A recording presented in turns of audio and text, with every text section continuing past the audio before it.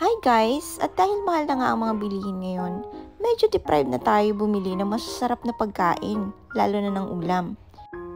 Kaya kung praktikal ka, ito na yung tipid-tip para sa'yo.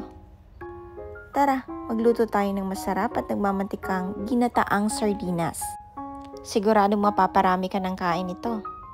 Gumamit nga pala ako ng butter para igisa yung bawang at sibuyas. Pwede ka naman gumamit ng oil, kaya lang, mas pinili ko yung butter para mas healthy. Gumamit din ako ng 2 latang sardinas. Nasa sayo kung gusto mo pang dagdagan. Or kung gusto mo isa lang, pwede rin naman. Tapos naglagay ako ng sitaw. Pwede rin namang talong or petsa ang gamitin ninyo. Depende kung anong gusto nyo. Tapos yung gata, huwag yung kakalimutan. Pwede rin kayo gumamit ng coconut cream or coconut milk na nasa lata. Takpan natin siya at lutuin ng 3 to 5 minutes.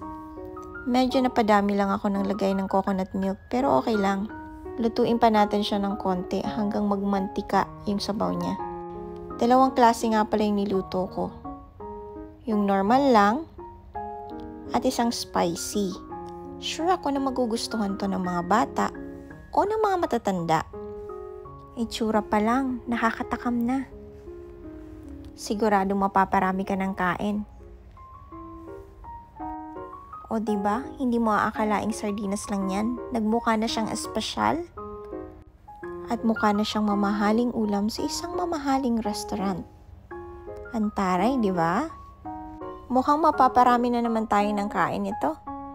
Tara, tikman na natin. So, titikman na natin siya, guys. The perfect bite. Shoutout nga pala sa mga mababait kong star senders. Nilagay ko na dyan yung mga pangalan nila. Paki-follow na lang sila, guys. Thank you nga pala sa lahat ng mga sumusuporta at nanonood sa mga videos ko. Pwede ding mag-send ng stars. Char! Sarap siya, guys. Parang naging social yung lasa niya. Masarap siya. Try nyo na din. Gawing espesyal ang sardinas. Talagang mapapakain ka ng madami.